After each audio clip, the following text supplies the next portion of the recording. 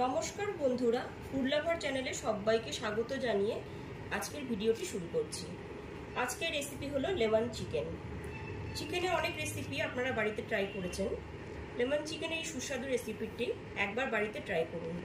এটি খেতে খুবই সুস্বাদু হয় আর একদম কম মশলা আর কম ইনগ্রিডিয়েন্টস দিয়ে তৈরি করে ফেলা যায় এই রেসিপিটি। আমার রেসিপিটি যদি আপনাদের কাছে ভালো লাগে তাহলে অবশ্যই লাইক কমেন্ট করতে ভুলবেন না, আর চ্যানেলটাকে অবশ্যই সাবস্ক্রাইব করে পাশে থাকা বেল আইকনটি প্রেস করে দেবেন। তাহলে চলুন দেখে নেওয়া যাক আজকের রেসিপি লেমন চিকেন।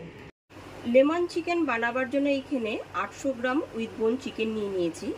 চিকেনগুলোকে পরিষ্কার করে জলে ধুয়ে নিয়েছি, তারপর জল ছড়িয়ে একটা বাটিতে রেখেছি। এরপর এতে দিয়ে দিচ্ছি লেবুর রস, পাতিলেবুর রস দিয়ে দিচ্ছি। এখানে এক টুকরো লেবুকে দুভাগ করে নিয়েছি, সেই রসটা দিয়ে দিচ্ছি।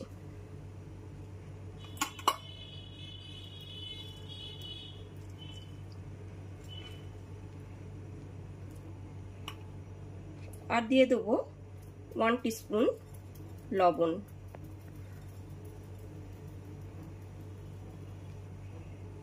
লবণ আর পাতিলেবুর রসটা চিকেনের গায়ে খুব ভালো করে মাখিয়ে নেব।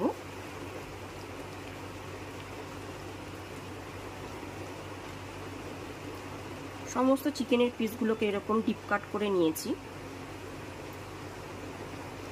লবণ আর পাতিলেবুর রসটা দিয়ে 15 থেকে 20 মিনিট খুব ভালো করে মাখিয়ে রেখে দেবো। ঢেকে রেখে দিলাম। চিকেনের পিসগুলোকে লেবুর রস আর লবণ দিয়ে মাখিয়ে নেবার পর 10 থেকে 15 মিনিটের জন্য রেখে দিয়েছি। এরপর একটা মিহি পেস্ট বানিয়ে নেব। তার জন্য মিক্সার জারে নিয়ে নিয়েছি 1 ইঞ্চ আদা, 10টা থেকে 12টা রসুনের কোয়া আর 4টে কাঁচা লঙ্কা। ঝালটা আপনারা আপনাদের পছন্দ মতনই দেবেন।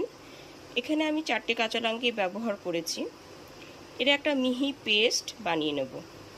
এখানে বাটিতে 3 টেবিল স্পুন টক দই নিয়ে নিয়েছি। টক দইটাকে খুব ভালো করে প্রথমে ফেটিয়ে নিয়েছি। এর মধ্যে এরপরে দিয়ে দিলাম আদা, কাঁচা লঙ্কা আর রসুনের পেস্টটা, অল্প পরিমাণে তেল। এরপর এটাকে খুব ভালো করে মিশিয়ে নিতে হবে।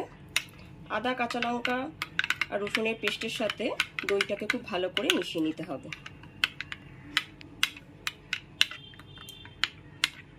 লবণ আর লেবু দিয়ে চিকেনের পিসগুলোকে যে মাখিয়ে রেখেছিলাম তার মধ্যে আমি পেস্টটা দিয়ে দিয়েছি। এবার খুব ভালো করে চিকেনের পিসগুলোকে মাখিয়ে নেব। সমস্ত চিকেনের পিসগুলোকে এখানে খুব ভালো করে মাখিয়ে নিতে হবে।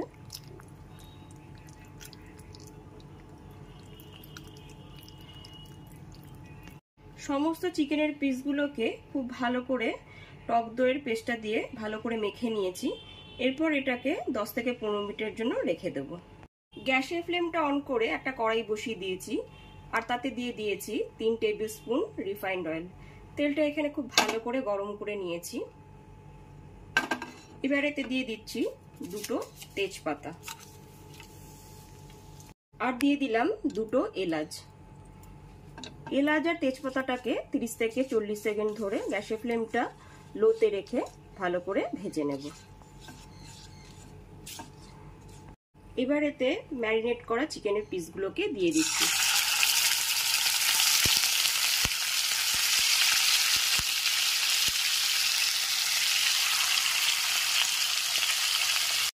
সমস্ত ম্যারিনেট করা চিকেনের পিসগুলোকে এখানে দিয়ে দিলাম।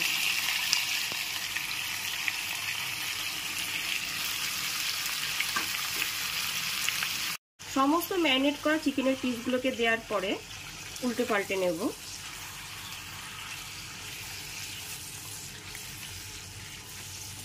গ্যাসের ফ্লেমটা এখানে মিডিয়াম টু হাইতে রেখে চিকেনের পিসগুলোকে উল্টে পাল্টে নিচ্ছি।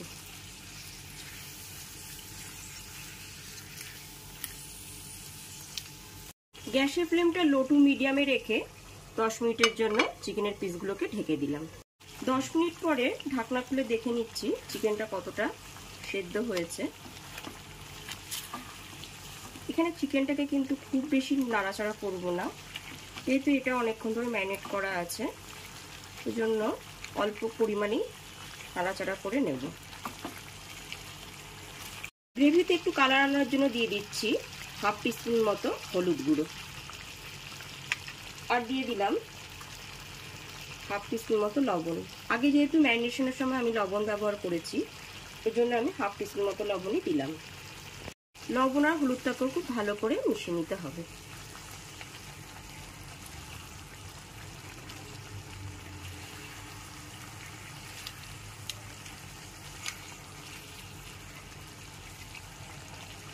গ্রেভিটা থেকে অনেকটা তেল রিলিজ হয়ে এসেছে।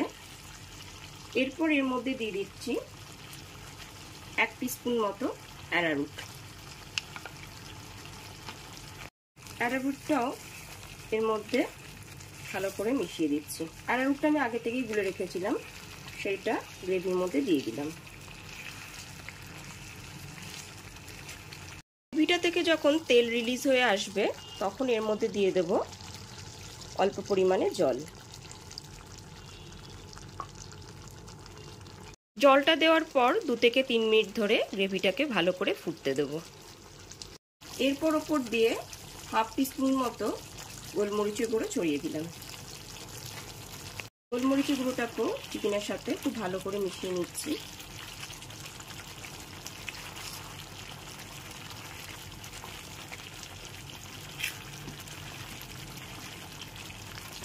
এরপর ওপর দিয়ে লেবুটাকে এইরকম গ্রেট করে দেব। লেবু সবুজ অংশটাই এখানে গ্রেট করে দেব, লেবু সাদা অংশটা যাতে না পড়ে সেদিকে দেখতে হবে।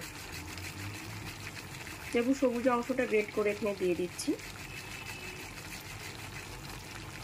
লেবুর খোসাটাকে গ্রেট করার পর কিন্তু বেশিক্ষণ ধরে ফোটাবো না। এরপর ওপর দিয়ে ধনেপাতা কুচি দিয়ে দিলাম। এখানে ফ্রেশ ধনেপাতা কুচিটা আমি দিয়ে দিলাম। ধনেপাতা কুচিটা ভালো করে মিশিয়ে নিতে হবে।